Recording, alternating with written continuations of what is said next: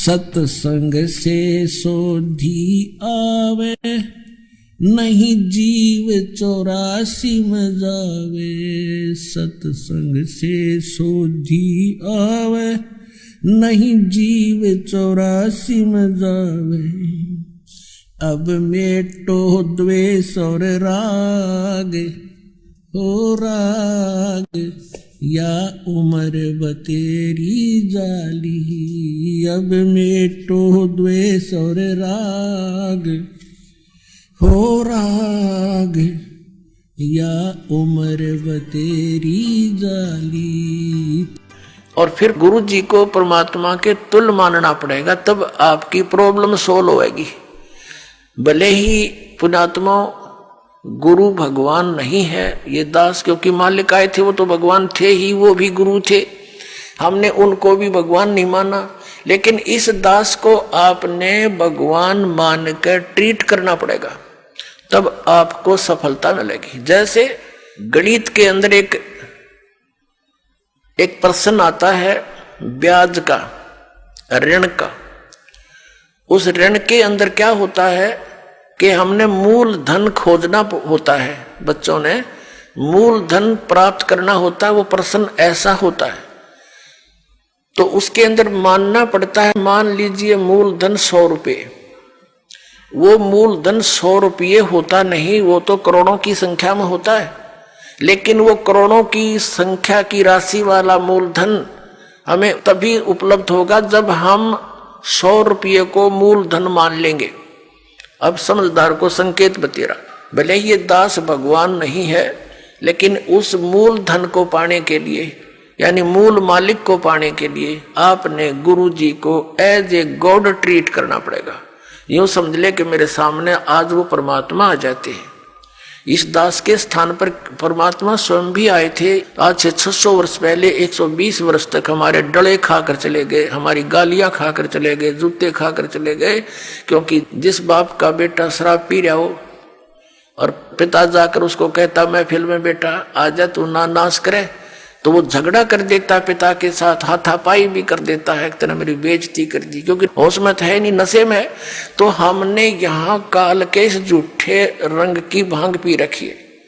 कबीर ये माया अटपटी सब गट आण अड़ी, और किस किस न समझाऊं या कुआ भांग पड़ी।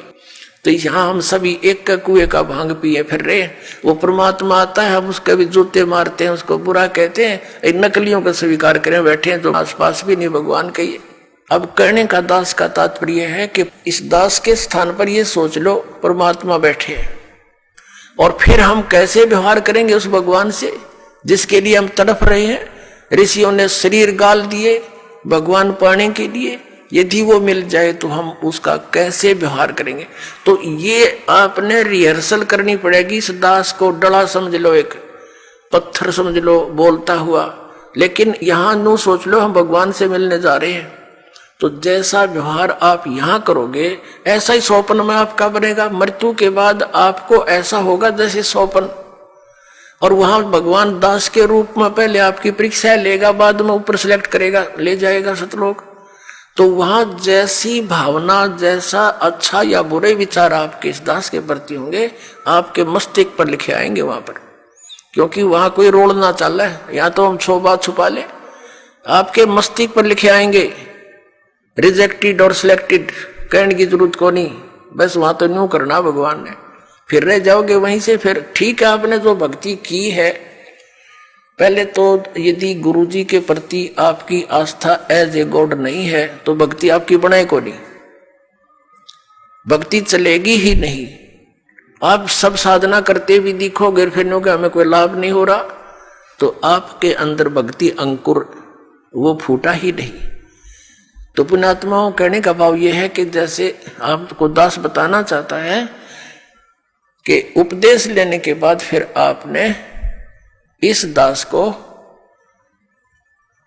परमात्मा के तुल्य समझना पड़ेगा। ये दास परमात्मा नहीं है, ये तो उसका कुत्ता है, आपको जगाने के लिए भेज रखा है। आप धनी हो भक्ति के, आप सोए पड़े हो, आपका जीवन नष्ट हो रहा है, चोरी हो रही है, धन लुट रहा है आपके श्वास रूपी पूंजी का, ये दास जगा रहा है डंडोरा पीट पीट के, आवाज लगा लगा कर।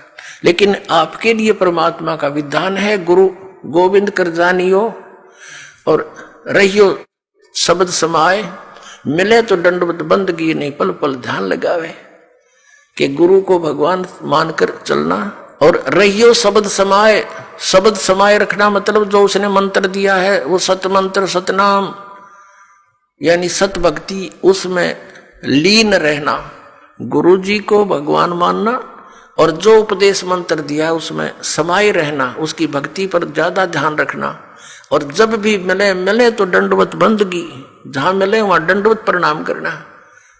और नहीं मिल पाते हो जैसे घर पे तो पल पल ध्यान लगावे, यानी परमात्मा के गुणों को अपने गुरु जी के ऊपर लक्षित करे और फिर आपका भाव बनेगा, एक प्यार जागेगा इस दास के प्रति जैसा इस काल के प्रति जाग्या था। और वही कसक आपकी इस दास के प्रति होगी तभी हम वहां चलेंगे।